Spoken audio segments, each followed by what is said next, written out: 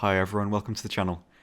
Sorry for the wait, as this has taken me a lot longer than I thought it would, but I finally got it finished. I noticed that there isn't actually a complete up-to-date video documenting all of the rare and hidden vehicles in the game, and because I'm sad enough to own all of them, I thought I'd put together a list of every single vehicle hidden from the tree.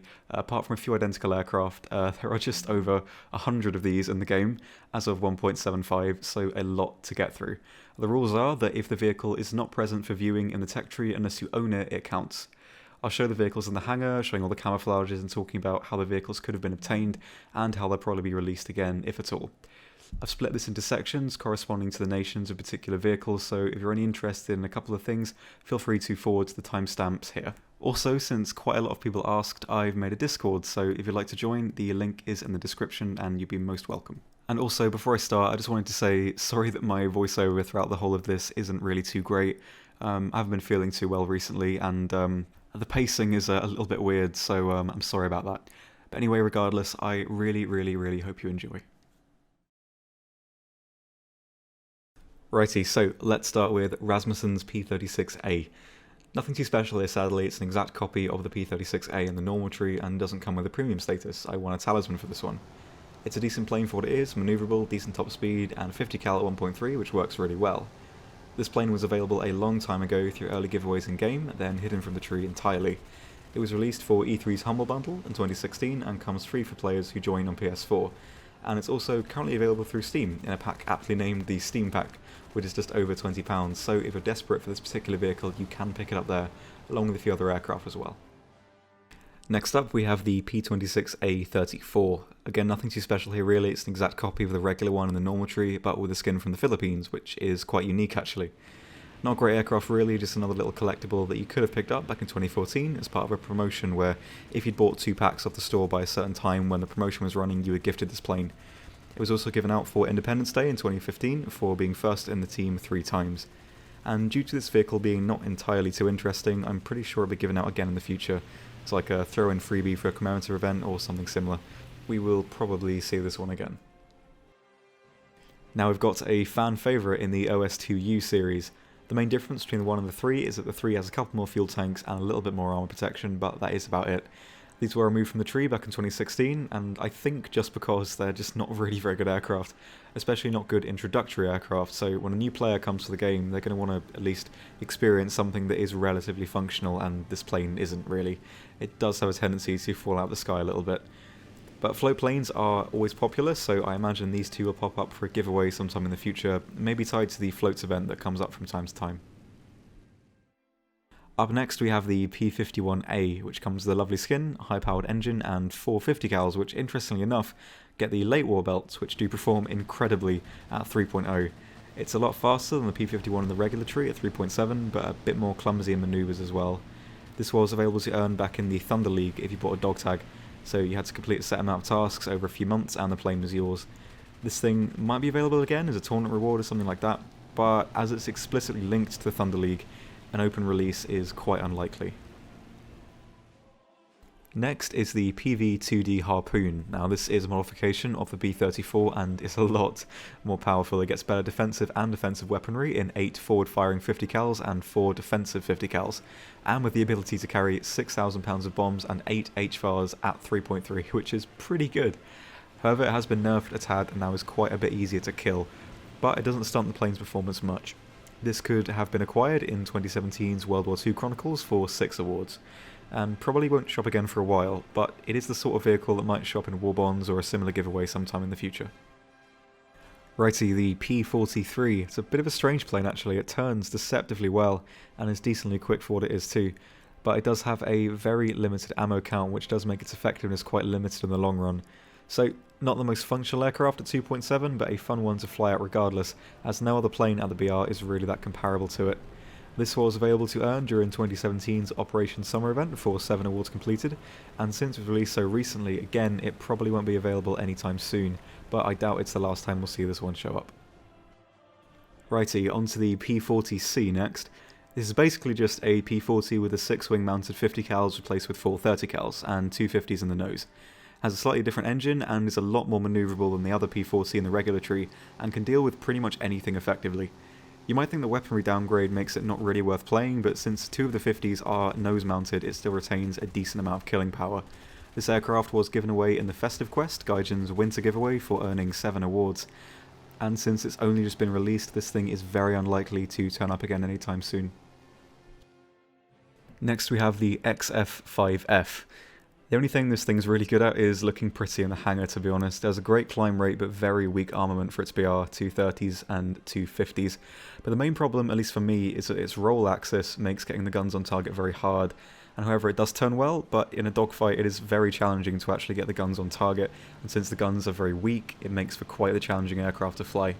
This was first given away in January 2014 for a winter giveaway, and it took 10 tasks to attain. It was then given away for WarThunder's birthday later in 2014, where players were gifted one of 5 random rare aircraft. A few years later, it was given away for a deathmatch event, and most recently for the birthday of the US Air Force last year, for destroying a set number of aircraft. Seeing as this thing gets given away so frequently, it's quite likely that we will see it again for a similar event in the future. For Tier 4, we start with Wetmore's P51D10. If I remember right, this has the exact same flight model as the D20 in game, so not much to say here really. Just another P51, but with a very nice camo. This one was initially sold as part of the Wings of Victory pack, which contained a lot of premium aircraft flown by aces, but that pack is now no longer available, sadly. This aircraft's been given away since for war bonds and in a few limited edition packs that Gaijin release for special occasions, and because it usually gets grouped in with a few other planes for these packs, I think it's quite likely that we will see it again in the future. Next up we have Dick Bong's P38. This again is identical to the P38J15 in the regular tree, but again with a very nice camo. With what I believe actually is the only photorealistic rendition of an actual person in the game, which is pretty unique if anything. It's a decent aircraft to grind with as it's a low BR and high tier, and being able to effectively grind jets with a 4.0 aircraft is quite relaxing. This aircraft was first given away in the 2016 World War II Chronicles for 22 rewards, which is quite steep as these things go, so this is probably one of the rarer Chronicle rewards. But however, it was later sold in a pack last year and will probably appear on sale again sometime in the future, seeing as it's already been sold in a pack before. Up next we have the F7F3, which is essentially just a higher powered version of the F7F1 in the regular tree, with a slightly higher tail for high altitude performance. It's an exceptionally powerful aircraft with great armament and top speed, but it does also suffer with being dragged into jet matches on occasion, being 6.0. It can also carry 3 Tiny Tim rockets though, which does make it a fun option to take out in Tank RV as well. It was available to grind out back in 2016 for Operation Summer for a whopping 36 awards earned, but it was well worth it. It hasn't been released again since, and since this is a very powerful aircraft, it might see a limited release in the future, but it's unlikely this thing will ever be widely given away again. Second to last, we have the P38K, the most powerful P38 in the game. It can outclimb pretty much every prop with its insanely powerful engines and can really put the pressure on once it reaches altitude. The only real negative of this aircraft is that it compresses pretty badly, being so fast, so entering a dive without compressing can be a bit of a challenge. So, not the easiest aircraft to use, but certainly very capable if you know what you're doing. This was first sold in a pretty odd way actually. There was a little post about the aircraft and some other P38s, and clicking on the picture of it would link to the store page where you could actually buy it, so a few people missed that one as it was later taken off the store. But it was then sold in 2016 for the 4th of July bundle, where it was in a pack with 2 other aircraft, and it is quite likely this will be lumped into another one of those in the future. Last but certainly not least, we have the A26C45, which is a bit of a legend in War Thunder. It's quite a fun aircraft with a gorgeous recently updated model and very quick for a bomber and can easily get to some targets and retreat back to base before anything can really catch it. It did used to be 6.0 though, where it did suffer a bit as it did see jets pretty frequently, but now at 5.3 it can really shine in its role. This was notoriously given away in a deal for a very expensive laptop around 2013, and it was also given away on War Thunder's Facebook around when it first launched, where a few hundred codes were posted for the aircraft. After that, it was given away for 2013's Indian Summer event, in which players had around 2 weeks to score 360 kills in RB mode to earn the aircraft. The last time it was given away was in 2016 to celebrate the Facebook page reaching 500,000 followers. Players had a single day to score 25 wins with 80% battle activity to earn the A26. And due to the prior difficulty to get this aircraft, it might not be seen again, and if it does, it will likely have a very tricky task attached to earning it, but it certainly will be worth it. First, for the US tanks, we have the M8 Greyhound. It's a fun little wheeled vehicle at 1.3, has the improved 37mm M6, has a really impressive top speed. It also gets a 50 cal at 1.3, which is a fantastic addition, as the 50 cal can deal with quite a lot of tanks at the low tiers pretty easily, especially the SPA. But my favourite thing about it is probably that despite it being a wheeled vehicle, it's comparatively great off-road and up hills, which is something that honestly puts me off the other armoured cars. This was attainable for WarThunder's 5th year anniversary in 2017 and could have been earned for winning 5 matches in tanks over 3 days, so a pretty easy vehicle to earn. And with that in mind, I think this tank will probably come back. It was pretty easy to unlock and not very rare, so I'm sure it'll show up again for a relatively wide release if you missed it. Next we have basically another copy and paste vehicle really, the M3A1 USMC. It gets a special tricolour camo, which is the same as the one found on later vehicles in the tree but isn't given to the other Stuarts. It also comes with a USMC decal, but that is about where the differences end. This was sold as one of the beta packs when US Ground Forces was released, and at a pretty cheap price as well. It was then later removed from the store and given away as a prize for a few tournaments, sold in a limited edition pack, and then given away with an Alienware decal, and is sadly currently not available for purchase. This has become a bit of a collector's item over time and will probably be sold again as part of another limited edition pack or as a public tournament reward. Right, onto another fan favourite, the M8A1. Same hull and turret as the regular M8 and the normal tree, but this one has a 75mm gun that's present on the early Shermans but with a longer reload. Regardless, has an amazing killing power and mobility for 2.7 and functions well in up tier 2, with fantastic mobility and speed. The only downside really is that it suffers with a slow turret traverse, but that is honestly the only downside to this tank. Plus the gunner is the commander as well, so the 50 cal on top is always functional, which again is fantastic. Not only a great collector's tank, but a functional one as well, which is rarely the case for low tier gift tanks. This was first given out for a Christmas marathon in 2015, in which 19 tasks were presented over 19 days, and every single one had to be completed to earn the vehicle. It was later given away for War Bonds in 2016 as well. Now, Gaijin knows this is quite a sought after vehicle, so it will probably see another release tied to an event or tournament, but it likely won't be very easy to get at all. Next we have the Grant 1, which is basically an M3 Lieb with a different and more effective turret with a lot more armour.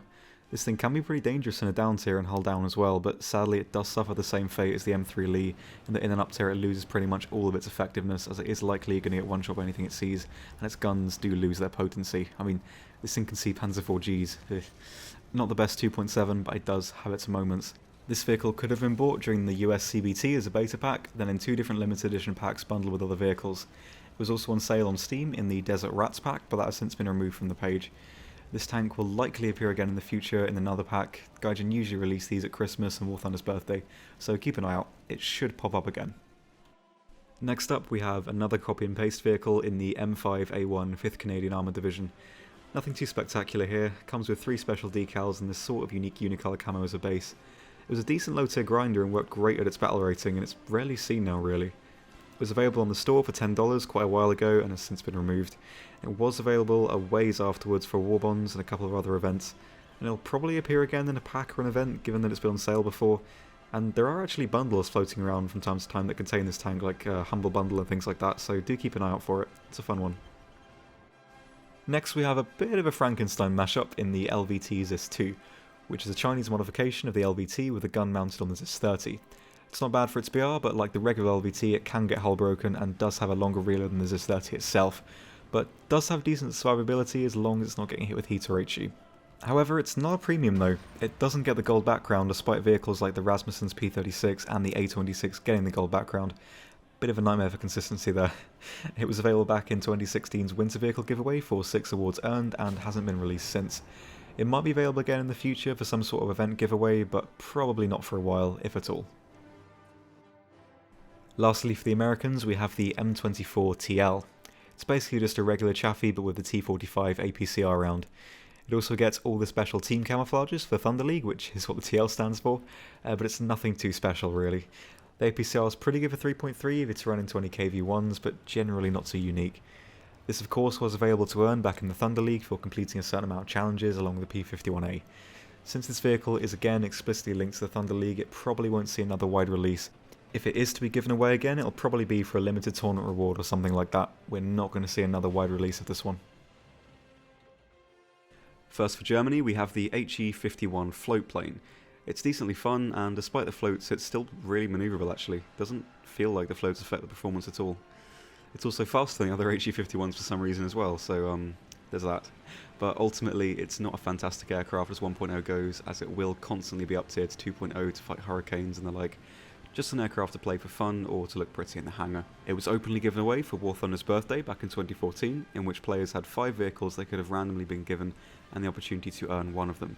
It was later given out for 2015's Day of German Unity, where players had to finish first on the team 3 times to earn the aircraft. Since it's been given out in relatively easy ways, it'll probably find its way into a commemorative event in the future. Just a quick mention here in Markelin's CR42. This used to be the starter for Germany before Flegel's 109 was introduced. It's the exact aircraft now free as a starter for the Italian tree. There are other Italian aircraft still present in the German tree, but they're all copied over to the Italians as well, so I thought I'd just mention the premium, just because it's very unlikely this is ever going to be given out again, seeing as it is directly copied with camo and everything. So, if we didn't buy this one before the Italian tree came out, it's sadly too late to get this one. Next up, we have another hidden away biplane in the HE51C1 Late. As far as I can tell, this is identical to the HE51C1 in-game, so if anyone can let me know what the Late modification consists of, I'd love to know, actually. This plane gets access to the smallest bombs in-game, which are 10 kilograms each, and gets 6 of them. Nothing too special here again, sadly, it's just another copy and paste aircraft, but still a fun one to use. This was taken out of the game a few years ago, along with a few other reserve tier aircraft as well, and has been given away as a reward for an art competition a while ago. The winners were able to pick from one of the removed tech tree aircraft as a prize. Apart from that, this aircraft hasn't really been seen since, but if it is going to be given away again, it will probably be in a similar way. But since this aircraft is tier 1 in the tech tree and basically copy and pasted, it's quite unlikely that this one's going to be seen again, actually. Next we actually have an interesting one, the Focke-Wulf 189.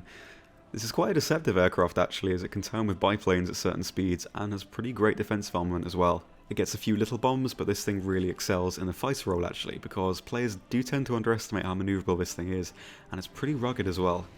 This was obtainable for the 2016 Operation Summer Marathon for 16 awards earned, and has recently been given away as an additional reward in 2017's Festive Quest for the community reaching 500,000 lights on the tree. 1 light equates to a challenge to complete, and this was given away to players who earned 10 awards total. Since it's only just been released, I don't think we'll be seeing it anytime soon, but I'm sure it'll be a reward similar to this in the future, as it is an ever popular aircraft. Up next we have basically another copy and paste vehicle. This is the Romanian variant of the HE112, the B2U2. As far as I can tell, it has the exact same flight model as the premium 112, so the only real difference again is the camo. It's a decent little plane, fast, manoeuvrable, but sadly the cannons don't really perform too well anymore. This plane was first given away from a quiz on WarThunder social media, both on Facebook and the Russian equivalent, then given away along with the P2634, by buying 3 packs before or during the promotion that was on. This aircraft is quite rare now, but usually thrown into these random giveaways. It's one of these token rare copy and paste vehicles that gets thrown now and again, so we probably will see it at some point when Gaijin need a little freebie to throw into an event. Back to the tech tree next for 2 of the removed SM79s. Again, nothing too interesting here really, but one does have some nice camos. The BIS N is the better of the two, as it's decently quick for an SM79 and can carry a torpedo, unlike the Series 4. But these aren't really great or really that interesting. The other SM79s were removed from the German tree as well upon the introduction of the Italian tree, but these two were not added with the rest, as, to be honest, they're just too similar to the other SM79s, and for that reason they were removed initially from the German tree a long time ago. I believe these aircraft were initially added to the game so that Gaiju could attain the world record for the most planes in a flight simulation game, as it's a lot easier to just change the camo of an existing aircraft, alter a few things, and bam, new plane. These were again 2 of the possible rewards for a long past art competition, and since all the other SM79s have since been removed from the German tree, I don't think these 2 will ever be available again, but to be honest, you're not really missing much. Next we have a truly lovely plane, the BF109 E7U2. This in-game functions exactly the same as the other BF109 E4, even though the E7U2 should have some additional armor protection being the ground attack variant, but as far as I can tell it's the same. But even so, fantastic aircraft and a solid 10 out of 10 in my book. Seriously, it's genuinely incredible. And in my opinion has some of the best, most reliable guns in the game, the MG-FFMs. This was given out for 2016 for the Thunder League as part of the dog tag system, so players could support the Thunder League by buying one and they could earn some nice rewards. After $50,000 were made from the dog tag sales, players were given this aircraft and another tank too, which we'll have a look at later. But this one has not been given away properly since. It might pop up again once more in the future through war bonds or an event prize or something like that, but it likely won't see a very wide release. Next we have the Premium 109 G2, which is another Romanian variant of an existing plane in the tree. However, this one is a little better than the G2 as it doesn't have the tropical filter installed, so it's a little bit faster but not really by much at all, and does come again with a very nice camo. This used to be a pack vehicle in the store along with the Panzer IIH in the Fire and Manoeuvre bundle, but has since been removed with all the other Romanian vehicles, which maybe means that we'll see a branch of Romanian vehicles in the future, but who knows. Hasn't been released since, and probably will be thrown into one of those limited edition bundles somewhere along the line, so look out for it. It is definitely one of my favourite 109s. Next, again, we have another Romanian copy in the HS129. This is the one that can mount a 30 and a 37mm, and it's actually a really good grinder, and it's a shame it was removed from the store. Not really a unique or special aircraft, but a very functional one. It was part of the Tank Destroyer pack, along with the 470 that has since been removed as well. Same as the G2 before it, this will probably pop up in a collection pack somewhere along the line, so keep an eye out. It's a really good RP and line grinder. Next we have a pretty interesting aircraft actually, with a lovely skin, the Me262A2 Sturmvogel. This is essentially a bomber variant of the standard 262, it has two 250kg bomb drops or a single 500, which really isn't bad for what it is. It also has two less 30mm in the nose, which is probably why it has a battle rating of 6.7 instead of 7.0, like the standard 262, which does mean it'll never see 8.0 jets, which is fantastic. This is a lovely jet to fly, and that's coming from someone who really doesn't like jets at all. It was available during 2016's Winter Holiday event for 10 stages completed, and since it is a high-tier event vehicle, it probably won't see another wide release, maybe as a limited tournament reward sometime in the future. Finally, we have the stunningly functional HE162A1. This is identical to the normal A2 in the tree, but it gets the low velocity 30s with 50 rounds per gun instead of the 20s. And I, to be honest, prefer the normal 162, as the firing platform for this one is quite poor. It jitters all over the place, and if you're like me and have a hard time aiming the 30s at the best of times, this can be quite a challenging aircraft to use, and doesn't really fit into the early jet superprop meta very well. This was given out as a tournament prize for WarThunder's 5th birthday alongside the E100. The top 200 players in AB and RB and the top 50 in SB could choose between the 162 and the E100, and most players were sensible and picked the E100. It could also be won on some separate tournaments on the TSS website, which makes it easily the rarest jet in the game. And since it is quite a rare vehicle, it'll probably only be released as a limited tournament reward like this one, as it would be a bit of an insult to players who tried really hard to get it if it was released widely, and I don't think Gaijin would do that. So, if you're looking to pick this one up, you better start practicing. First for German tanks, we have the much loved Panzer IIH, which is a lovely fun little unique tank, very quick, little armour, but with a lovely 50mm gun. It works great at its battle rating, and even at higher tiers on some maps as well, which is quite a popular thing to do from the looks of it. It also gets the new spotting abilities, which makes it a bit of a menace at high tiers actually. And this used to be a pack vehicle on the Gaijin store, but has since been removed. But you can still buy it in the Panzer pack on Steam, which comes with the bundled Aufklärungspanzer, which is also a really good tank as well. This is also one of the rare cases where a hidden vehicle can actually still be acquired, so if you don't have it, I really recommend picking it up. It's a really fun one. Another favourite next in the Pack Wagon. This is basically just a Puma but with the 75mm Pack 40 cannon, which is one of my favourite guns personally.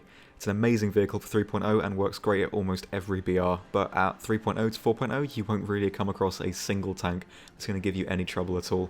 It is just brilliant. This was given away for 2017's Operation Summer event for earning 7 awards and has been one of the best vehicles given away for these events so far. Since this is an event vehicle and quite a recent one, it probably won't show up again for a while, but Gaijin do know how popular this vehicle is, so I'm sure it'll surface again in the future, and if it does, be sure to pick it up. It's great fun. Up next we have a bit of a legend in WarThunder, the German Sherman. This is an M4A2 Sherman, which is exactly the same one in the American tree, except for the add-on armour being in a bit of a different layout, and for some reason this Sherman gets the roof-mounted smoke launcher, whereas the American one doesn't, so hopefully that'll get fixed in the future. But this one functions a lot better than the M4A2 in the American tree, just for the reason that it doesn't fight Germany. so its armour can actually be quite effective simply because the German guns are the only guns that really pose a massive threat to the Shermans, so this one can really shine. This was the joint first tank available for purchase in the game and granted access to the Ground Forces CBT, and was quite an expensive pack back then as well.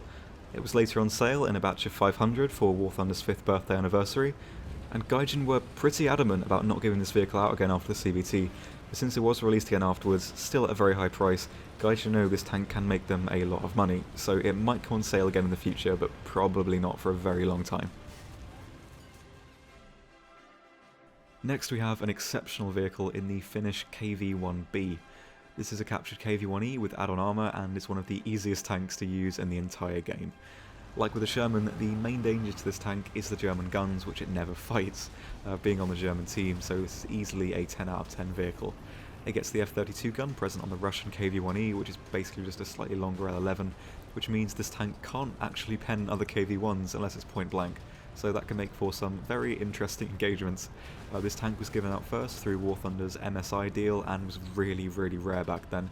It was later given out in 2015 for the Summer Madness event for completing some tasks, and then later given out in 2016 for one of the Team Deathmatch events for the top performing players. Lastly, this vehicle was given out for WarThunder's 4th birthday in the Rare Vehicle War Bonds, and this vehicle is a fantastic grinder and very sought after actually, and Gaijin know this, so it will likely pop up again in the future linked to a tournament or a little giveaway like that. So if and when it does become available again, I really do recommend picking it up. It's absolutely brilliant. Next up we have the Badlaz0rcat. This was in the first tank update in WarThunder, and actually the first tank I ever played. It's basically the top of a Panzer 470V on the Panzer IV chassis, which makes its armour not all that great really. It's at 0.3 below the regular 470, but 5.0 is rarely top tier, meaning that it never really gets good matchmaking for what it is. It does have the Panther's gun at 5.0 though, so it can easily deal with anything it sees, but it's likely going to get one shot by anything that sees it as well.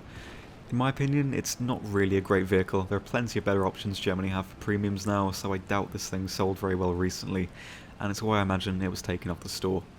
Like other removed gift premium vehicles, this might pop up again in the future in a collective pack on sale for a limited time. It's not very good, but an interesting vehicle to add to the collection regardless, so if you see it, why not pick it up? Next up we have the newly released Ersatz M10, which is basically just a Panther loosely disguised as an American M10 tank destroyer and commonly called the War Crime Panther. It has the Panther G hull and early G turret, which is basically the same as the A turret with some thin steel plates on top to disguise the silhouette a little bit. It doesn't get APCR, which is rarely used anyway, which puts it at BR 5.7, which makes it probably the best Panther in the game relative to its BR. It's an interesting vehicle and a fantastic addition to the ever-popular German 5.7 lineup. This was just a few weeks ago given away as part of the Festive Quest event series for 13 awards earned, and since it's only just been released, we probably won't be seeing it for a very long time. And if we do, it will probably be tied to a tournament or a special Warbond task, which usually come around once a year, so keep your eyes peeled. It's definitely a fun tank to play. Next we have the VK4501P, which is one of the Tiger prototypes with the Porsche hull. It's basically just a Tiger 1 with weaker hull armour, as it can't really be made more effective seeing as the sides are already slightly angled. Interestingly though, the radiator grates are 102mm thick, so angling it backwards is actually a pretty decent tactic.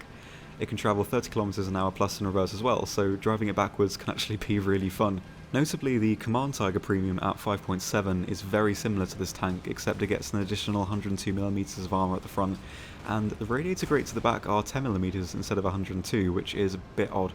Anyway, this vehicle was obtainable back in 2016's Winter Vehicle giveaway for 6 tasks completed, and it was also given away briefly for a tournament, so if this is going to be given away again, it will likely be released in the same way as a tournament reward.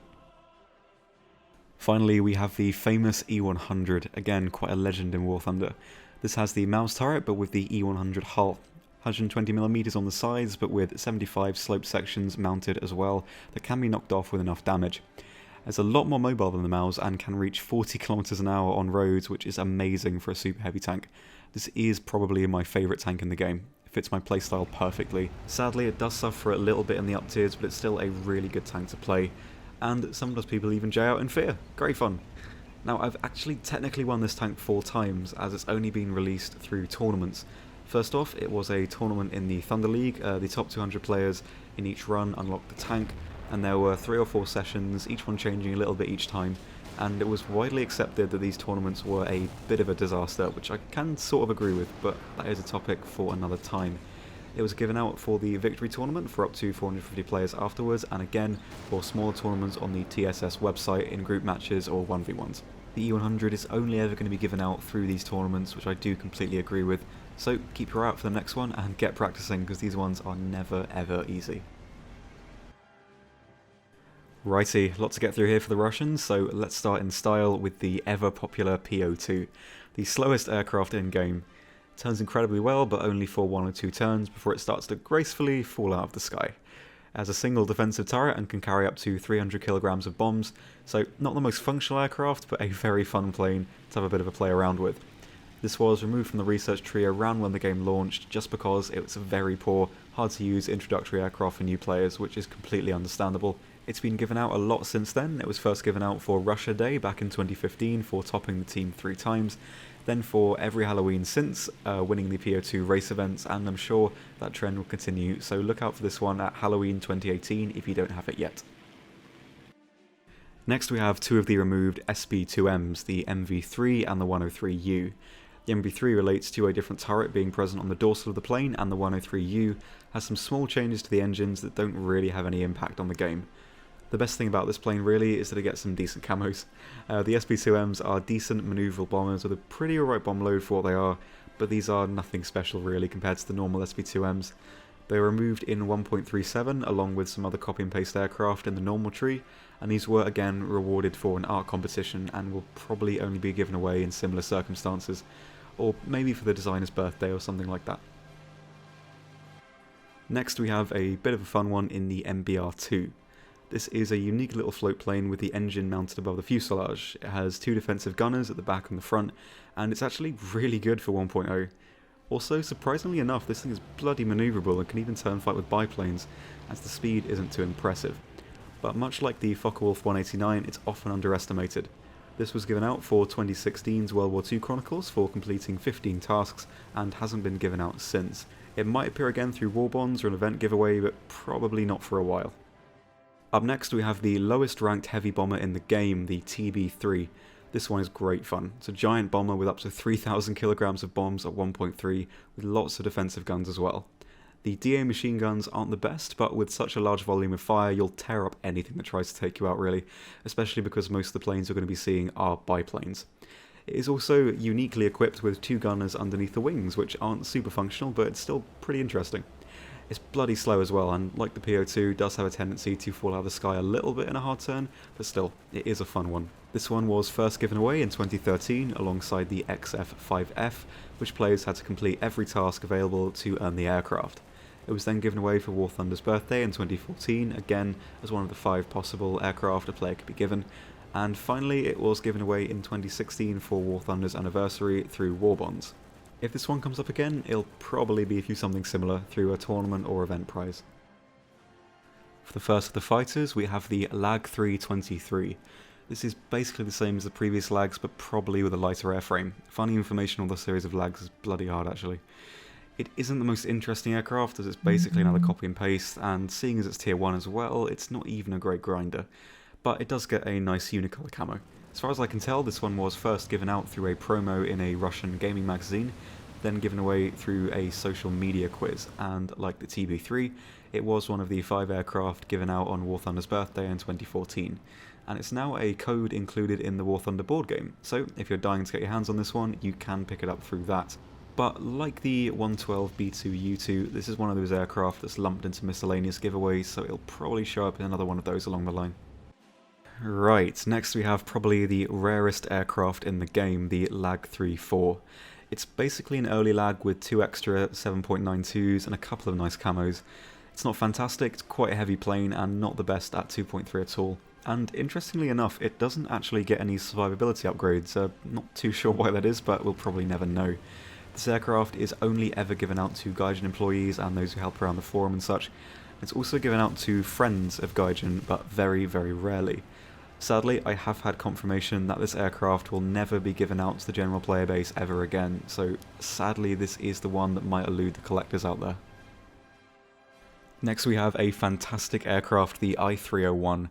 This is a prototype of the LAG and comes with a sleeker frame and amazing armament for 2.7, 123mm, 250 cals and 230 cals, all nose mounted.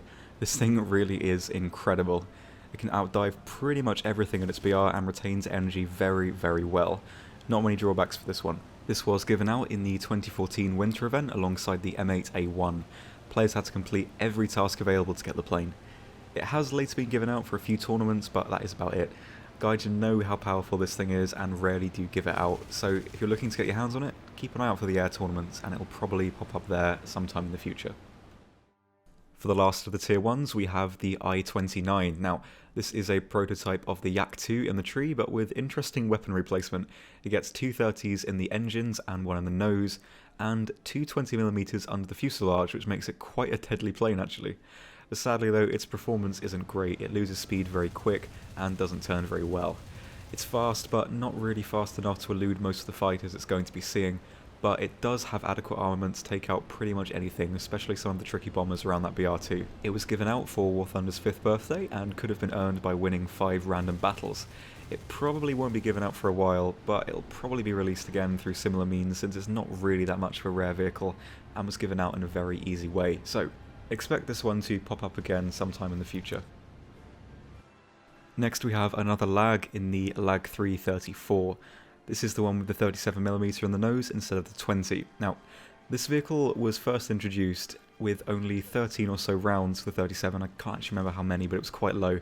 But recently it's been updated to where it now gets 36 rounds, and bear in mind this thing is 2.3, and gets more ammo with the 37 than the Yak-9T, which is mad, and probably one of the reasons why it was taken off the store to avoid it being spammed. Speaking of, this was one of the starter packs WarThunder had quite a while ago that sold for a pretty low price, but sadly has since been removed.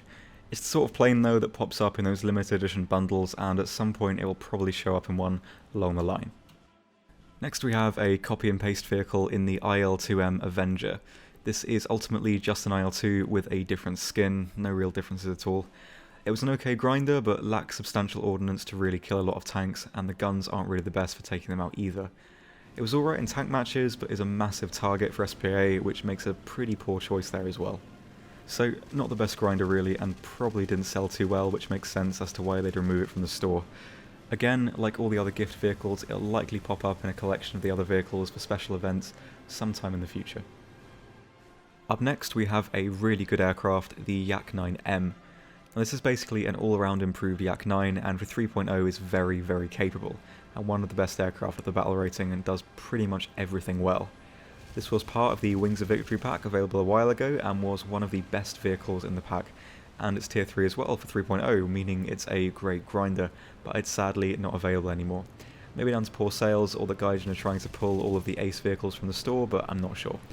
But, again, like all the previous aircraft, this one will probably wind up in a pack collection at some point down the line. Next we have the first of the American Lend-Lease aircraft in Pokrishkin's P-39N0. This one is pretty good in that it's tier 3 and 3.0, which makes it a good relaxing plane to grind with. Pretty quick as well, as it only has 2 secondary guns apart from the 37mm and just 2 50 cals in the nose. Interestingly enough though, this wasn't always known as Pokrishkin's P-39. 4 or so years ago it was just called P-39N0 SU, the SU standing for Soviet Union. This is a modification in which the Russians removed the wing-mounted guns and just left the nose-mounted guns. And this plane also gets loads of camos, which is a great way to appreciate the ace who flew the aircraft. I wish Gaijin would do more vehicles like this actually. Now, this vehicle was first given out for the Indian Summer event in 2013, where players had to get over 360 kills in over 2 weeks in RB and over 1,000 in AB while flying Russian aircraft. It was available to earn for Pokrishkin's birthday in 2015, where players had to complete a few tasks to obtain the aircraft. Then, at the same time, next year, players could actually buy the aircraft for $15, which is actually quite rare for an event vehicle like this. Given that this aircraft is usually given out for Pokrishkin's birthday in some way or another, I'm pretty sure we'll see it again. Next we have a pretty old gift vehicle, the PE2-205. This is basically just a faster PE2 at 4.0, has the same ordnance loadouts as the other PE2s, and has a couple of special camos, but again, nothing too interesting or special here. This used to be a part of the Ultra Advanced pack back in the day, but has since been removed. probably because it wasn't selling too well, as to be honest the Russian B-25 is a much better choice for premium, and there's already 5 other PE2s in the game. And again, this one will probably show up in one of the pack collections or war bonds. Same old, you know the deal. Next we have a pretty interesting and rare vehicle, the TU2. This is basically the same as the TU2S in the main tree, but at 1.7 BR lower. And the thing is, this isn't OP for what it is at 4.0, so it sort of puts the other TU2s into perspective a bit. So, it gets 4 500kg bombs. Even though they're external, they drop one at a time, so you effectively get 4 bomb drops, which is pretty nice, especially for tank matches. It also gets 2 20mm guns, which is again great for a 4.0 bomber. It is a fun one. This was a reward for being in WarThunder's closed beta test, and is quite an elusive plane, as most of the players in the CBT don't really play much anymore. I have had a chat with someone at Gaijin about this aircraft, and they did tell me that it was quite unlikely this will ever be released again, since it is a special reward for quite a special thing, which does make sense. Like I said, that's not confirmed, it's just unlikely to come around again, sadly. Next we have another very rare aircraft, the P-39Q-15. This is basically just a P-39 with 4 50 cals really, 2 in gun pods and 2 in the nose along with a 37. The guns do make this a bit heavier, so it's not the best performing P-39, and it's actually the highest BR P-39 at 3.7, making it the same BR as the King Cobras, so, well, make of that what you will. It also sadly only gets the early war belts, the 50 cal, so they don't do much damage either. This one does suffer a bit. Now, this vehicle was given away to players who participated in the alpha test from the start of WarThunder, which makes it a very, very, very limited aircraft, and one you might not even ever see even after playing hundreds of matches. This one enters Lag 3-4 levels of rare. I have also had a chat with Gaijin about this one, and I was told that it will never see a wide release, sadly. Will only a handful be given away as tournament rewards, so expect the challenge to earn this one to be very, very tough if and when it actually does happen. Next we have another couple of copy and paste vehicles in the Year 2 M105, TAT, BT and the 105R as well. Tell you what, it's bloody difficult to find out anything on what the TAT, BT designation actually is. I've heard in passing that it's something to do with the electrical system used on the aircraft, but I've never actually got confirmation, so I'm honestly not too sure what it is. If anyone actually does know, I'd actually really like to hear about it. Again though, I think these were probably added so that Gaijin could get the world record for the most aircraft in a simulator, and after that was achieved, there was no real reason to pad the tree out with identical aircraft, as there's no real in-game difference between these two and the other years they're grouped with. They were removed in the same patch as the SM79s and SP2Ms, and as with those, were only available through the art contest I keep harking on about, and likely will only appear in similar ways, as it's a bit of a pointless aircraft to own unless you're a pretty hardcore collector. Now, the last of the many Tier 3 aircraft, the Yak-3T. Now, I don't actually like this aircraft much. I'm not really a fan of the high velocity 37mm, which is present on the Yak-9P and the UT. So, not the best 5.0 aircraft, but not the worst at all. It's just a little dull, as there are already lots of Yaks in the game, which pretty much fill the exact same role. This was available in 2017's World War II Chronicles for 11 pilot rewards, so again, as one of these marathon vehicles, it probably won't appear anytime soon, as only a couple of them have appeared again since. So don't lose hope, but at the same time, definitely don't hold your breath. For Tier 4, we start with Dolgoshin's LA7, which is an exact copy of the LA7 we have in the normal tree, so to be honest, there isn't really much I can say about it further than the nice camo it gets. However, it is a great grinder, performs fantastically, and it's Tier 4 as well, so it makes for a great choice for grinding jets when it was available. This one was part of the Wings of Victory pack again, which has since disbanded. Only the P47M I think is left, as that one does sell really well. This one comparatively is a bit boring, as it is an exact copy, so it does make sense that it will be taken off the shop. Like all of the other gift premiums before it, this one will likely end up in a pack collection or special event sometime in the future, as it is a good grinder, so pick it up if you get the chance. Next we have another exact copy in the P63C5, so not too much to say on this one either really, apart from being a really good grinder and a pretty relaxing one as well, being Tier 4 and 4.0, which to be honest is great for what it is. It's a very capable aircraft. Also, interestingly enough, the original in the American tree is Tier 3, whereas this one's Tier 4, so not complaining really. Anyway, this was given away for 2015's Winter Christmas giveaway along with the VK4501P for completing 6 tasks. It'll probably pop up again once more for something similar, maybe war bonds or a tournament, you know the score by now. Next is again very similar, the P63A10, which is exactly the same as the A10 in the American tree, just with a different camo, same deal as the C5 before it, and that it's a very good grinder, a little slower than the C5, but still, not bad at all. This one was given out in 2014's Summertime Madness event, alongside a few others as well, and it was later given away in 2015's Summertime Madness along with the KV-1B. It'll probably show up again at some point in a similar way through one of the smaller events, as the Summer Madness has turned into the 4-vehicle giveaway we've seen for the last few years, but go for it if you can, because it is a really good grinder. Next we have an interesting addition in the Spitfire LF Mark 9C, which is an LF Mark 9 but with 4 30 cals instead of the 2 50s, along with the dual standard 20mm guns. Now this is a really great aircraft, especially because Russia don't really have any aircraft like the Spitfire, so it does fill a gap in the meta for Russia, as they don't really have the most versatile 5.7 aircraft lineup. So it's always nice to have one or two of these on the team, as they do counter the Allies very well and can take them by surprise. This was first sold in 2014 twice for around 6,900 Golden Eagles, then as a reward for the first World War II Chronicles, in which players had to earn a total of 225 victories in the event to guarantee them the Spitfire. So one of the trickier events. It was later sold for the Russian Aircraft Day and Spitfire Day last year, and it will probably appear again from time to time for one of these special event days, as it is a good money maker, so keep an eye out for it. It's a really, really great plane. Finally for Russia, there's a bit more of an interesting one in the LA-174, which is basically the normal LA-15, but with a different airframe and cockpit and such. It's a tiny bit quicker than the regular LA-15, but not by much. They are very, very similar aircraft. And seeing as 8.0 jets almost always end up at 9.0, it's not really the best jet to play on the current meta, but then again, I'm not really a jet player at heart, so I could be wrong there. This was first available for Lavochkin's birthday for a week a few years ago, and it was released again last year for the same event. Had the same research cost as the LA-15, and will probably be released in the same way in the future. Not the best jet, not the worst, but a nice collector's item all the same. Right, for the first of the tanks we have the T-26E. This is basically just a T-26 with 30mm of add-on armour around the turret, front and sides. It's actually pretty good at 1.3 actually if you're correctly angled. The German autocannons really struggle at range to pen you, and even more relevant now, the low tier French tanks really struggle to pen this thing, as most of them only get a low penning APCR round that can't really pen this tank at all if it's angled. So this one can be surprisingly fun now at mid to long range.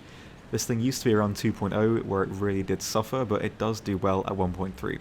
Granted, it will always be in at least 2.0 games, but there's still plenty of reserve tier tanks that do struggle to deal with it.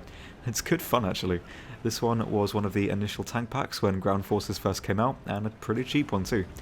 It didn't really perform too well back then, so it didn't get a great reputation, which probably did lead to it being removed from the store due to low sales. Like most of the other gift premiums before it, this one will probably find its way into a limited pack at some point in the future. I actually really do recommend this one, it's quite good fun. Next up we have a pretty fun one, the RBT-5. This is the standard BT-5 tank, but with the not so standard addition of two 250kg rockets on either side of the turret. These things have a minimum range of around 250 meters and can't depress.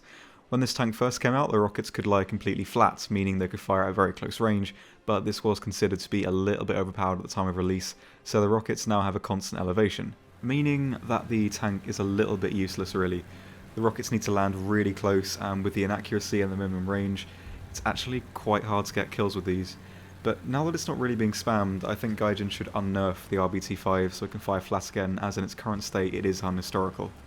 This was given out for the Thunder League dog tag system, where players could pick a team they wanted to win the Thunder League, and if that team did win, they were gifted the RBT-5. It could also have been earned during the E100 tournament for being in the top 500 players. There was a 50-50 chance between winning this tank and the T5, which we'll have a look at later. Since this is quite a rare, elusive tank, it probably won't see a wide release and will more likely end up as a tournament reward in the future. Next we have another copy and paste in the M3 Medium. As you can see, this is pretty much just a Lend-Lease M3 Lee with a different camo. Nothing too special about it at all really. Like the Grant, it's good at its battle rating, but not very good at all when it's in the up tier. Now, actually, this tank used to be the rarest in the game. Only 150 were given away for the Defender tournament, which is where I got it, and felt very special for a while. But players who earned it did get this unique decal too, so I can still pretend I'm a bit special. It was later given out for Tankers Day, where players needed to win a certain amount of matches to earn the tank, I think. It'll probably see another release in the future in a similar way, as it is just one of these throwaway event vehicles now really. Up next is the legendary BM13 Katusha truck. This is more of a gimmick vehicle really, it looks great on paper but works very poorly in practice. There's no armour, so it can get killed with MGs, and since it only has 2 crew, this thing dies very, very quickly, especially to artillery as well. It's not functional at all really, but can be very, very fun to get kills with, especially if you use it how it should be and fire from half the map away, which does take an awful lot of practice, but can actually work. So this truck was given out for 2017's Victory Day. It was stupidly challenging at first, but then got stupidly easy. Initially a player had to get 5 kills in the BM8 in a single life to earn the truck, but that proved too hard for the majority of the playbase, so they changed it so that a player needed to win 1 match while driving the BM8 to get the vehicle. Which does stunt the rarity a bit, but it does also open up the possibility of having this released again for a similar event in the future. So keep an eye out for next year's Victory Day, as it might just show up there. Up next is another copy in the Su-76M 5th Guards Cavalry Corps. This vehicle is not very good really, it's easy to kill, has very poor gun depression, but it does get access to the same rounds as the T-34s with the F-34 cannon, so its firepower is good. Now, I'm not a fan of this tank at all, but the main reason is that when this tank was first released for Tankers Day in 2015, players had 2 days to score up to 1,000 kills, and for every 50 kills, players earned a crate, which contained boosters and stuff, and a chance to win the Su-76. But the problem was that it wasn't guaranteed, so over 2 days I managed to score 1,000 kills without actually receiving the tank, which to be honest was not a good way of releasing it at all. But it was later given out for a similar event with the crate, but it was guaranteed this time and that's where I earned it. It also comes with the Lag 323 in WarThunder's board game, and was also released in a couple of tournaments for the top 200 players. This one has turned into a bit of a rare collector's item, so it's likely it's only going to be given out for tournaments and special event days in the future. But to be honest, this one really isn't worth the hassle, so if I were you, only go for it if you are a real collector. Next we have an interesting one in the Matilda Mark II. This is basically the same as the British Matilda, but with the Russian F96 cannon, which is basically the same as the F34 found on the late 76mm T-34s. It's an interesting one at 3.3, the armour isn't great by any means, but the gun is very good, and can deal with pretty much anything you run into well. It does sadly though suffer from a lack of gun depression, making its versatility on some maps quite limited, but it is a fun, unique little addition. It came along with 2017's World War II Chronicles for 6 tank rewards, and like most of the other Chronicle event vehicles, this one will probably surface again in a few years through an event or tournament, but again, as only a couple of the Chronicle vehicles have been released after the initial event, it's too early to say really. Next we have a very, very rare vehicle, the T-34 prototype. There's a couple of differences with this one. First off, it's faster and more manoeuvrable as it has a slightly more powerful engine, and it doesn't get the 100mm slit that the other T-34s get where the upper and lower plates meet. It gets the weaker L11 cannon, so its killing power isn't fantastic in an up tier, but it's brilliant at 3.3 and great on open maps with plenty of flanking opportunities. This is one of the first tanks that was ever obtainable and was a buy-in for the Ground Forces CBT alongside the German Sherman, but this one was, I think, a little bit cheaper. It was later sold with the German Sherman in a limited supply of 500 for WarThunder's 5th birthday. I'd say it's unlikely this will ever be available again, but like I said with the Sherman before, Gaijin do know they can make a lot of money from these tanks, but at the same time they did say they would never release them again after the CBT, so I'm not really too sure what to say for this one really. Next we have another copy and paste with the T-34 First Guards. The only real difference from the 1941 is that this one comes with a special camo, and it's the same one that's present on the T-26 of the same First Guards group. It was a pretty decent little grinder at 3.7 when it was available, and to be honest, that's all there really is to say about it.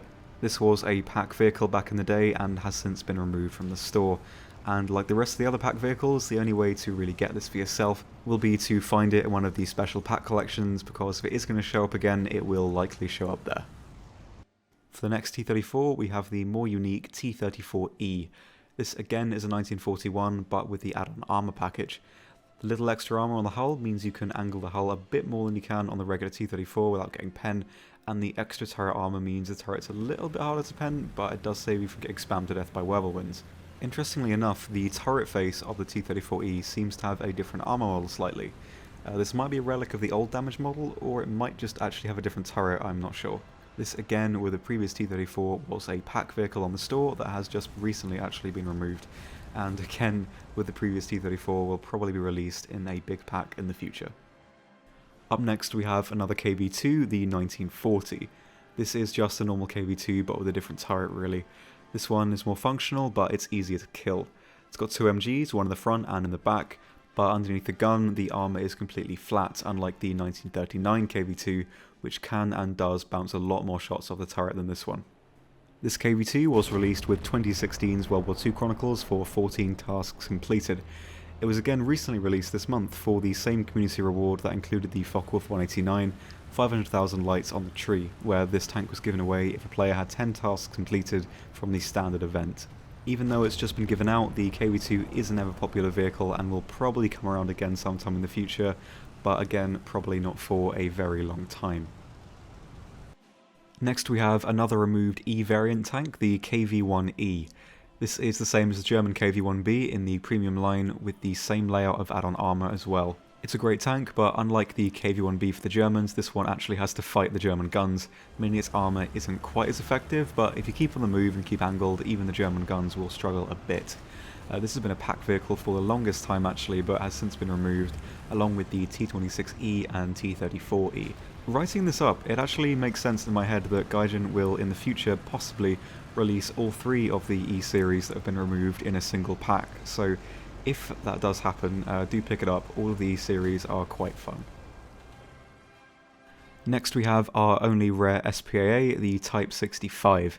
This is a Chinese modification, putting two 37mm together on the T34 chassis. It's actually really mobile and almost impossible to one-shot unless you hit the turret right, so if you see one of these, don't go for the hull. This gets the exact same ammo options as the standard ZSU in the tree, but with twice the firepower, better survivability and much better mobility. It really is a fantastic anti-air vehicle, and quite adept at slaying Hellcats as well.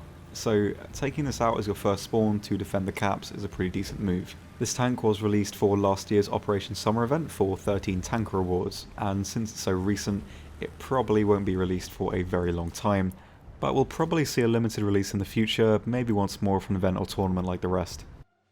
For possibly the best event tank ever, next we have the infamous KV-220, a horribly powerful vehicle that actually used to be 5.3 when it first came out. Madness. Anyway, this tank is a perfect heavy tank and a solid 10 out of 10 vehicle. It's got amazing armour, 100mm at the front and the sides. This is a perfect vehicle for playing aggressively. You can't just point and click on this one, so if it's driving right at you, it's probably going to destroy you before you even have a chance to work out where to aim. It gets the Russian 85mm gun, meaning that it can reliably deal with pretty much anything it sees. The positives of this vehicle are endless really. This thing was first available for 2016's Operation Summer event for 36 tanker awards. It wasn't the easiest to get, but was really worth it. Easily the best vehicle given away so far. Due to how amazing this vehicle is, it probably won't see another wide release, so like other rare vehicles that are also very functional like the i301 and M8A1, it will likely only be seen as a tournament reward in the future.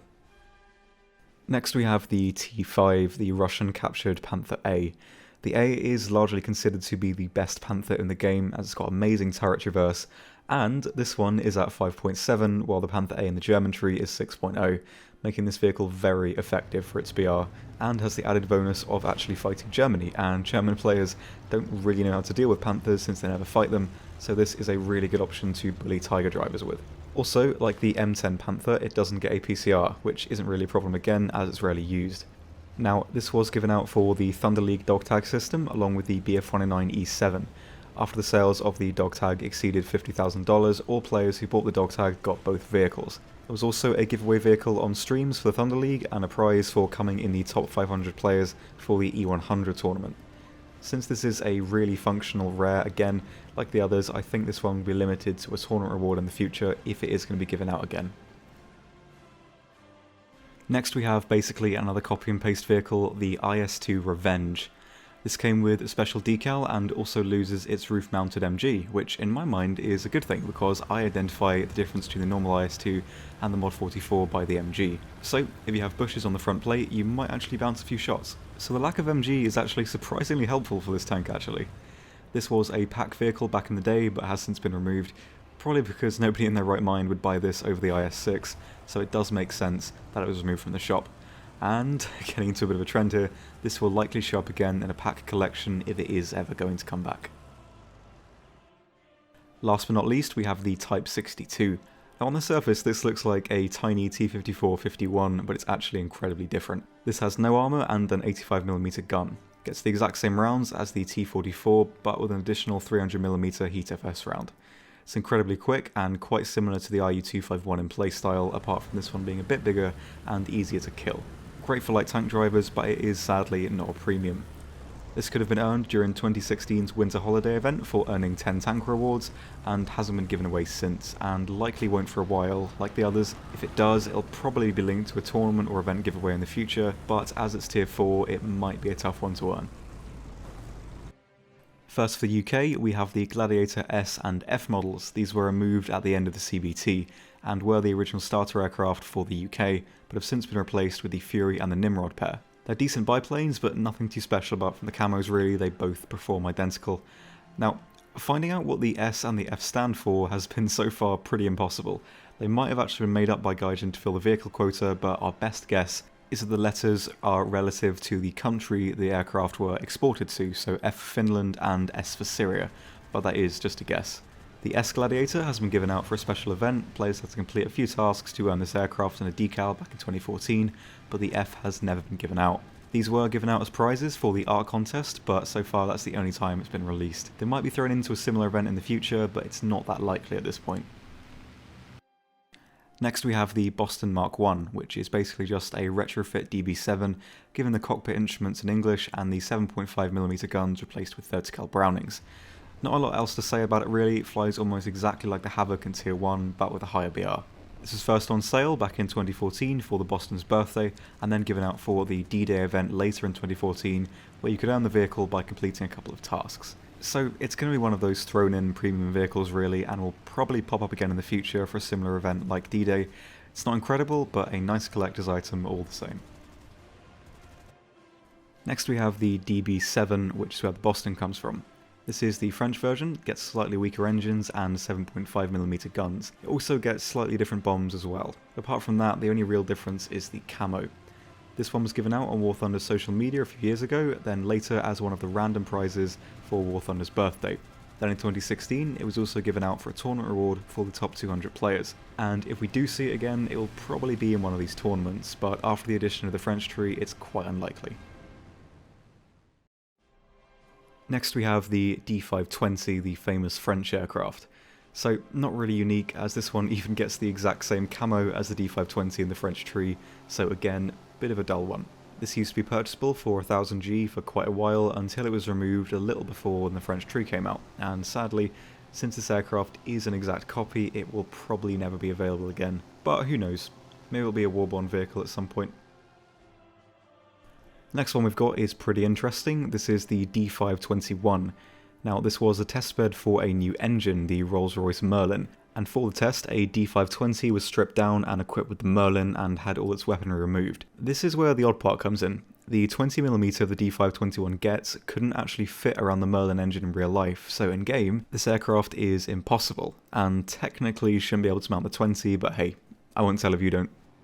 This one was initially incredibly rare. It was only given out to the French customers in the MSI laptop deal 4 or so years ago. It was later given out for the first flight of the D520 event, where players had a single day to get 120 RB kills, and if they did, the plane was theirs. It was then given out for Bastille Day 1 year later, where players had a challenging set of tasks to complete to earn the aircraft. It was lastly given out in 2016 for the special war bonds on WarThunder's 4th birthday, and seeing as this aircraft is impossible and the French tree is now out, I honestly doubt we'll see this plane again. Next we have the Typhoon Mark 1B, which is basically just a slightly worse B1 late in the regular tree. It climbs and turns a little bit worse and is a tad slower, but as it's a tier 3 it was still a great grinder and well worth using. And this is quite an old premium. It was around back when WarThunder entered open beta and was part of the Ultimate Advanced pack, containing the D13, Peshka and P51 D20 among a few others. It has recently however just been taken off the store, as it probably didn't sell too well considering it's just a worse version of a standard vehicle in the tree at the same BR. But it'll probably be in a pack collection or an event reward if it does come around again. Next up we have another copy and paste in Plagius's Spitfire LF Mark 9C. This is the one equipped with the 430 cals in the wings instead of the 250s. Again, nothing too much to say with this one. It's a nice name and camo attached to it, as well as it being a great tier 4 premium. This was one of the best grinders you could buy and was part of the Wings of Victory pack before it was disbanded. It has been included in the Humble Bundle for WarThunder recently, but that has been the last time we've seen it, so it's not really super rare and it'll probably be lumped into one of Gaijin's special packs next year. First for the tanks, we have one of the rarest, least played ones in the game, the A13 Mod 1939. It's been played 12 times last month on Thunderskill, and 4 of those are me trying to get footage for it. The only real difference between this one and the Mark II in the normal tree is this one gets some additional armour at the front, which bumps its BR up by 0.3, which is a bit silly seeing as 28mm instead of 14 isn't really going to stop anything.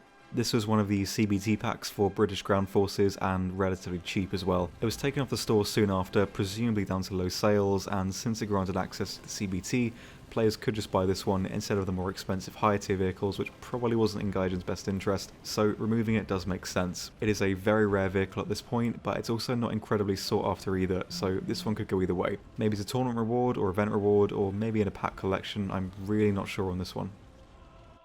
Next we have the Grant Mark I for the British. This is exactly the same as the one in the US tree and also quite rare. It gets this unpainted camo, which is nice, and this disruptive one as well, along with a unique set of decals. But again, is the exact same as the Grant, so there's not really much else to say. It fits well on the UK tree though, as it's one of the only tanks with APHE, which can make a nice change at the low tiers, but again it does suffer in the up tiers too. This was obtainable in 2016's Operation Summer event for 18 tank rewards, and hasn't been given away since. It might be given away in the future, but I really don't think it's too likely, at least not anytime soon. Next we do have a unique one in the AEC Mark II. It uses the same hull as the AC Mark II AA, which does make it really nimble, but not as fast as you might think actually. The KB220 drives about as fast as this one off-road, which is a bit disappointing. But a fast-firing 57mm at 3.0 is brilliant. You're not going to struggle penning anything with this one. This was recently given out for last year's Festive Quest for 7 tanker rewards, meaning that if we are going to see it again, it probably won't be for a few years, sadly. Next, again, we have another dull one in the Achilles from the 65th Anti-Tank Regiment. Only difference is this one gets a set of decals. It's a decent grinder seeing as it's a tier 3 and 4.0, and the 17 pounder can make short work of pretty much anything you see around that BR, especially after last update's AP buff as well. It's a shame it was taken off the store before it received the buff actually. This was one of the 4 CBT packs for the British Ground Forces update, and with all the other ones before it, it will probably end up in a pack sometime along the line, but probably not for a while. Next we have a bit more of an interesting one in the Excelsior. This is a bit like a Cromwell Mark V, but with double the armour. The turret and the front plate are 140mm thick, and it's pretty fast for what it is as well. It's a really mobile heavy, but sadly the armour isn't that fantastic because it is a solid plate, so the German guns can make quick work of it at the closer ranges. But if you're facing Russia, you'll do really well, as the common 76mm gun found on most of the tanks of the BR can't actually pen it unless it has a PCR, or hits the MG port or the weaker armour next to the gun. This was given out for 2017's World War II Chronicles for 11 tank rewards, and like the other event vehicles, it might come around again, but probably as a tournament reward and not for a while. Next we have another copy and paste vehicle in the Iron Duke Mark IV. This is basically just a Comet with unique decals and nothing else to say about it really. It's a great grinder though. It was given away for 2016's World War II Chronicles for 11 awards and hasn't been given away since, and probably won't for a long time if it is going to be given away. But like the rest of them, keep an eye out for tournaments, as if it is going to pop up, it will likely pop up there. Maybe in War Bonds, but I'm really not sure. For the last of the British tanks, we have the Black Prince. This has the Churchill 7 hull with a unique turret, used to house the 17 pounder. It also gets Sabre, which is nice, but sadly this vehicle isn't the best. It's incredibly slow and placed at a BR where it's likely to see 6.7 up tiers, rendering its armour useless pretty much most of the time. It's even questionable at 6.0 actually, as the Tiger and Panther can still easily destroy it. The turret is quite bouncy though, so it's quite good in a defensive hull down position. This was one of these CBT tank packs for the British Ground Forces and was pretty expensive. It was great when it first came out at 5.7, but the gun got nerfed and it got up tier to 6.0 and slowly fell into redundancy a little bit. It's not bad, but not great by any means, and might show up again in a pack collection, but it's too early to say really, as it has only just been taken off the store. First for Japan, we have the Ki-10 2C. This, I believe, has the same flight model as the other Ki-10s, and like the Gladiators, the Ki-10 2C designation doesn't really seem to exist anywhere.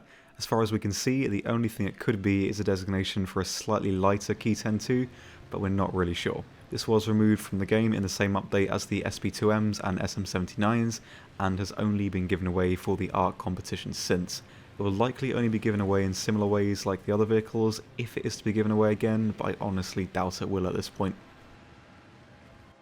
Next we have the Key 21-1 High, which is basically just a normal Key 21 but with a lot more guns. This one gets a total of 8 machine guns all over, but sadly only a couple of them are in decent places. It does have one under the tail though, which is great, especially since this plane is at such low BR, meaning it's likely going to see quite a lot of biplanes. It's incredibly rugged as well, really hard to take this one down. This one was given away for 2016's Winter Holiday event for 6 pilot awards, and was interestingly the only premium vehicle given away, as all the other ones were standard gift vehicles. It might be given out again, but it's really not going to be anytime soon probably. Finally, for the Japanese aircraft, we have the Ki 94-2. This is a giant heavy fighter for Japan at 5.7. It's really quick and heavy, which means it's unlike a lot of other Japanese aircraft in that it lacks maneuverability. Its firepower is great though in 220s and 230s, and it's a bit more rugged than the other aircraft of the tier, meaning it's a great choice of aircraft to hunt bombers with, which can be a bit of a pain for a lot of the other Japanese aircraft. This was released for Operation Summer 2017 for 13 pilot awards, and is annoyingly not a premium. This one might be given away again, but since it's not a premium, it probably won't be for a while, if at all. Now, for the only rare Japanese tank, we have the Chiha shortgun. This is a normal Chiha, but with a naval 120mm gun instead. It only fires HE though, so its effectiveness can be quite limited against certain tanks, but it will decimate others. The round is still powerful, but does need to hit weak spots for certain tanks to kill them, and combined with its low velocity and comparatively long reload and really slow turret traverse, it makes for quite a challenging tank that doesn't fit the meta very well. And considering this was effectively a starter premium, it didn't really make it beginner friendly, so bit of a poor choice for an introductory premium there. So it does make sense that they would pull this one from the store. Speaking of, this was one of 2 CBT buy-in packs for the Japanese ground forces, and has recently since been taken off the store, which to be honest isn't a bad call. It might show up again in a pack collection with a Tiger and Ho-Ri, but probably not for a while, if at all. Righty, for France we have the NC900, which is basically just a Focke-Wulf 190A8 used by the French, so no other differences apart from the camo again. It brings a new playstyle to the French meta, but doesn't really perform too well sadly at 5.0, as the flight model of the Antons do suffer quite a bit. This was given out for 2017's Festive Quest for 13 pilot awards, and since it's only just been released, it's likely going to be a very long time until we see it again, if ever. And finally, our last rare vehicle is Chali's Yak-9T. Functionally identical to the Russian Yak-9T, but a lovely addition to the tree regardless for being a copy. This is one of the only adept ground attackers for the French, at least in low tier, in ground battles, as the AP round on the 37 can set alight almost every tank it comes up against, while also having the maneuverability and versatility of a fighter, which makes it a great machine to take out in combined battles. But this thing is also a great vehicle for ARB as well, as it does play a unique role for the meta of France, and can kill the AI ticket vehicles as well. This was released for the 75th anniversary of the creation of the Hunter Fighter Regiment for around 1600 GE, and was only on sale for a few days. It probably won't show up for a while, but if it does, it will likely be tied to the same event, as the Yak-9T will never stop being popular. Right, there we go guys, really hope you enjoyed. Again, sorry this took like a stupidly long amount of time to make. Playing over 100 vehicles, recording them, writing up the bit of script about them and everything, it takes a really long time and took a lot longer than I thought it would. But anyway, hope it hasn't been too long, and I really hope you enjoyed it. And if you've made it this far, what vehicle out of all of these that we've seen in this video would you like to see the most on the channel, as I'd love to play a few more of them, as there's loads of not really well known ones there, and hopefully, or maybe people would like to see them, so please do let me know. As always, thank you so much for watching, and we'll be back to normal content after this, maybe like a week or so, as I'm feeling a little bit ill, so I might need to recuperate a little bit. Anyway, thank you guys so much for watching, really hope you enjoyed, and I will see you next time. Goodbye.